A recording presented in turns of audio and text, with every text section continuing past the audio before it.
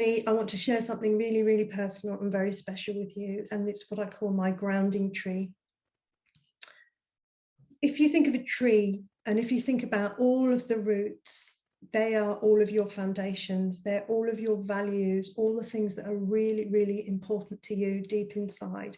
Not who you think you should be, but what are the things that are really, really important to you. And everybody's individuals, so everybody's will be different. What's going to keep you grounded? So if you imagine this great big oak tree and your values are your roots. And then as you work up the tree trunk, then these are your beliefs and things that you believe in. And I'll share with you an example of one of my beliefs, as I've mentioned quite a lot, is that everybody is individual. And I believe that we all should have permission to just be ourselves, and that we shouldn't judge. And so for me, that's a really, really strong belief system that I hold in my tree trunk.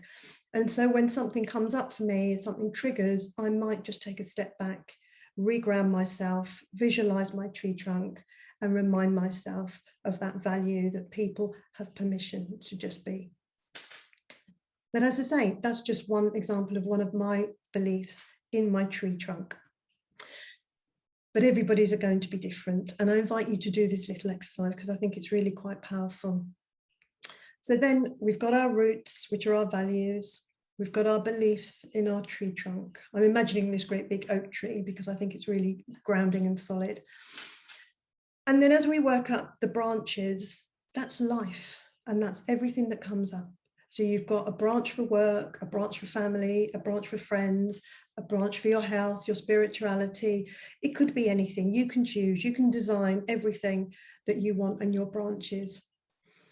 Now, these are the things that the life is going to be throwing at you and that's challenging you.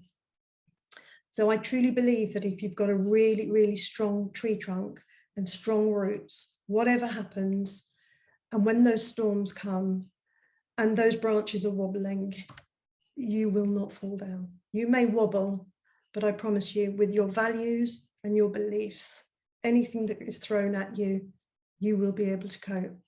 And for me, this is what I call resilience, because you've got your strong values. So for example, if you were to have a problem at work or with a relationship with a friend or a colleague, instead of it overwhelming you and taking over the whole of your life, if you've got your solid roots and your tree and you imagine that this particular challenge is just one branch, then that's where you can do your work, because you've already done your work on the rest of your tree. And it could be that that branch ends up breaking off. It might be that it's a dead branch and it just needs to go, and that's fine because it will not affect the rest of you. But what it might do is open up the opportunity for that branch to regenerate.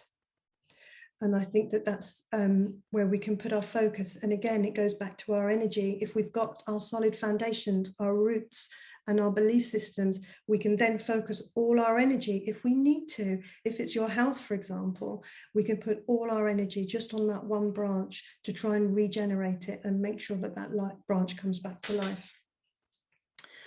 And I wanted to share this tree with you because I call it my grounding tree and I use it a lot. And it's almost, I visualize it almost like a yoga pose, and it keeps me centered and grounded. And it holds me very, very steady.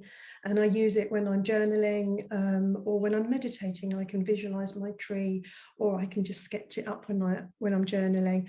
And quite often the branches change, but more often than not, they're the same ones. And but the important ones to keep you grounded are the roots and your beliefs.